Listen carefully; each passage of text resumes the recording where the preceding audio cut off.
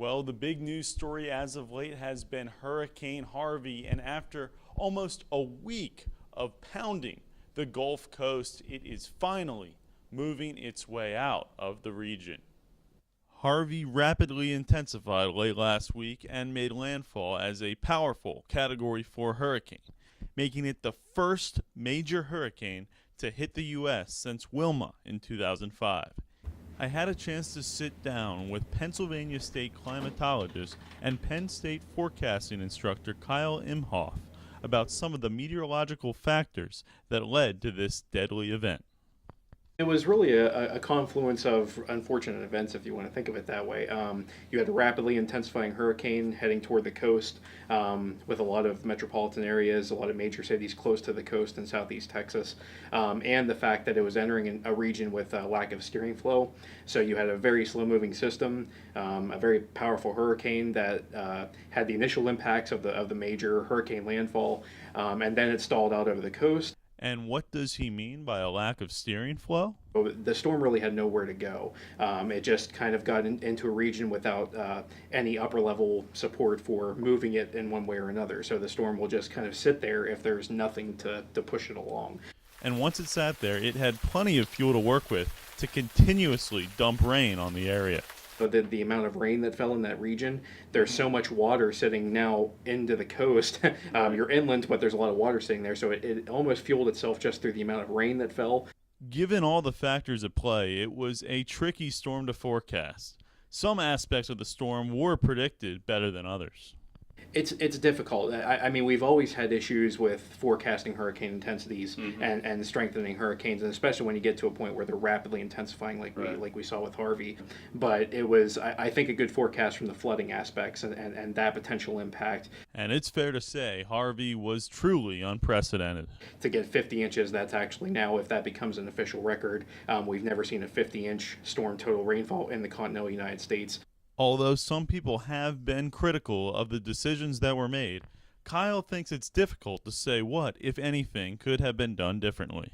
It's easy to second guess, and when you talk to not only the forecasters but emergency management prep, Mayor of Houston is getting some flack for the decisions he made.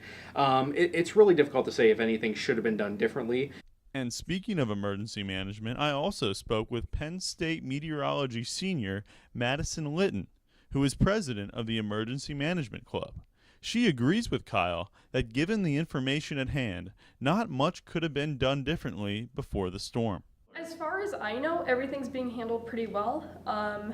I think the issue with Harvey is that it developed very quickly. She even said evacuating a huge city like Houston could have made it worse. Cars stuck on the interstate for hours and days at a time, they would be much more vulnerable for rescuing, for deaths, injuries, than they would be, saying, if they're living in a high-rise building or an apartment. At this point, during and immediately after the storm, there's really only one goal in mind. It's all about rescuing at this point. So beforehand, it's about preparedness and mitigation. It's about preventing the least amount of deaths possible, the least amount of injuries. It's about preparing supplies, water, food, shelter. And now at this point, it's about saving people from the rooftops, from their attics. But they do both agree that communication could have been improved.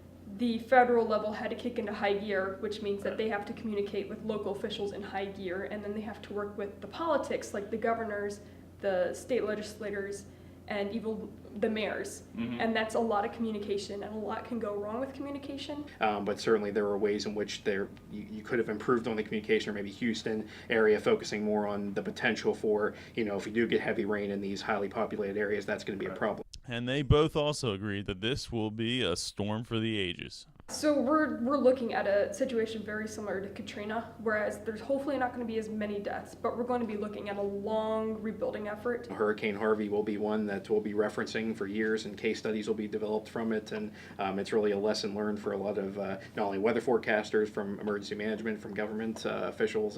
It's one for the history books.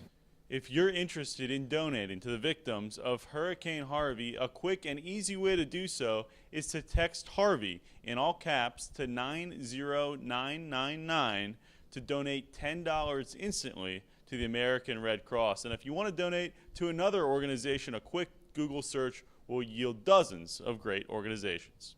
For Whether or Not, I'm Brian Cizek.